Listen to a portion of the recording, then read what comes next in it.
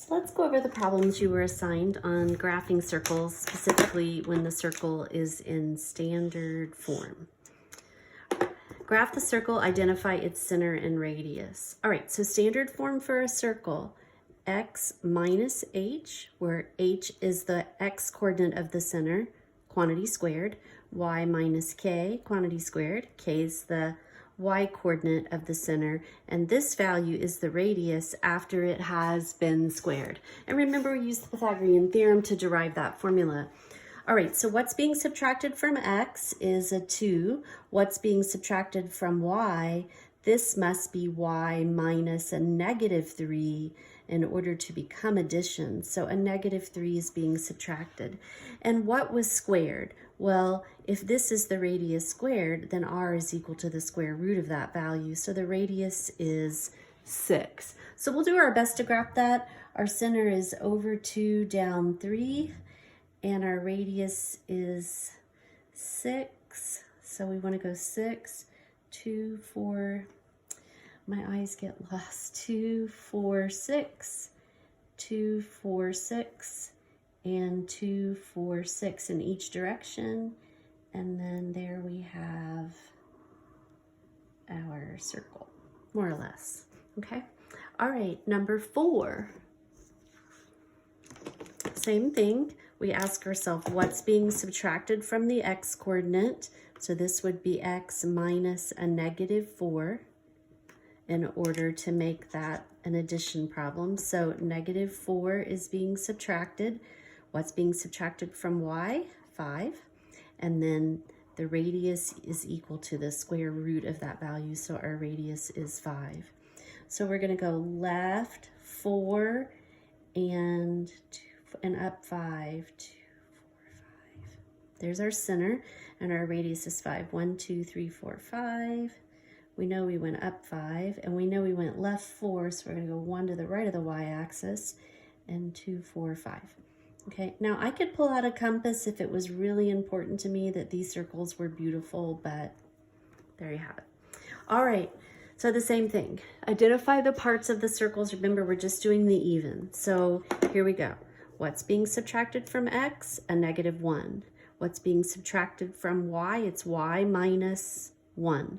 And the square root of 256 is 16. So our radius is 16. Therefore, we would double that, and our diameter is 32. Okay. What's being subtracted from x? A 2. What's being subtracted from y? A negative 13. Okay, now our radius is the square root, this is the first time we've seen this, of 150, which is not a perfect square, but we know how. Let's leave it in simplified radical form, okay? This is divisible by 25. We can write this as the square root of 25 times 6. And since 25 is a perfect square, I'll take the square root of 25, and in simplified form, our radius is 5 root 6. Now, if you did happen to just round that, we get about 12.2 for our radius, okay? Number 10. 10 is being subtracted from, that's asking us for the radius, isn't it? Not the center. Right, we don't need the center. Let's talk about the radius. The radius is the square root of 28, which is not a perfect square, but it's divisible by 1. We can write 28 as 4 times 7. That's the largest perfect square it's divisible by. So when we take the square root of 4, the radius is equal to 2 times the square root of 7. That's the exact answer. Well, in order to find the circumference, we're going to do 2 times pi times our radius, which is 2 times the square root of 7. So this is a weird looking answer. However, if I want to write it in its exact format, 2 times 2 is 4 times the constant pi times the square root of 7. That's our answer. It's irrational. And then we could go ahead and round that.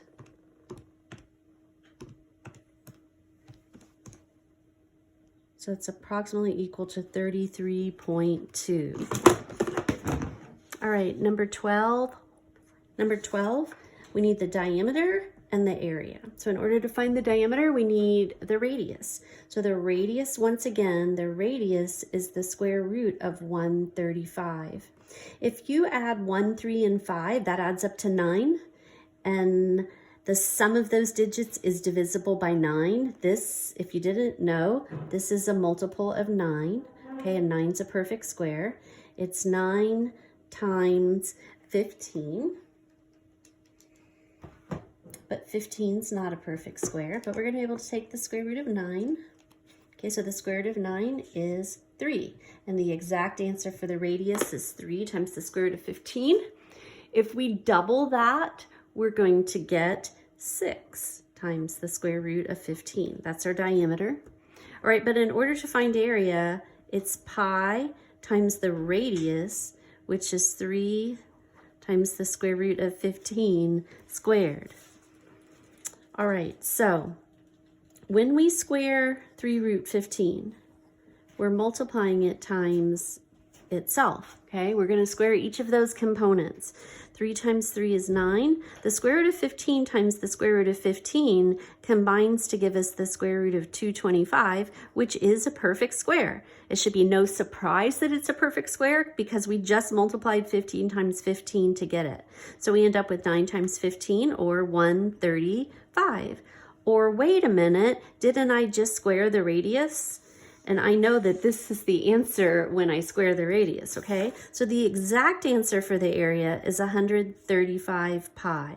But if we want to round that, 135 times pi, we get about 424.1.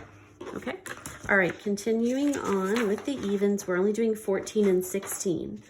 So these are not in standard form. They're in what's called general form, so we need to change them. So we're going to complete the square. The first thing we'll do is group up our x's. We'll group up our y terms. And let's go ahead and move that minus 129 to the other side by adding 129. All right, because each of these now have, it's 1x squared and 1y squared, we can do what I'm going to do next. We cut this in half, that's -2, we square it. -2 times -2, this is a +4 that I'm going to add. When I add it on the left, I need to add it on the right. Half of -12 is -6. If you square -6, a negative times a negative is always a positive. We have to add 36, so we'll add it over here as well. All right, these are both perfect square trinomials. That's why we did what we did. So they're going to factor into the single binomial squared, as we've seen.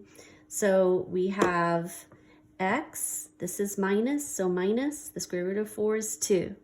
The square root of y is y. That's minus, so this is minus. The square root of 36 is 6. And then over here on the other side, 129 plus 40 basically, we're going to end up with 169, which is a perfect square. I'm glad to see that. So identify each part.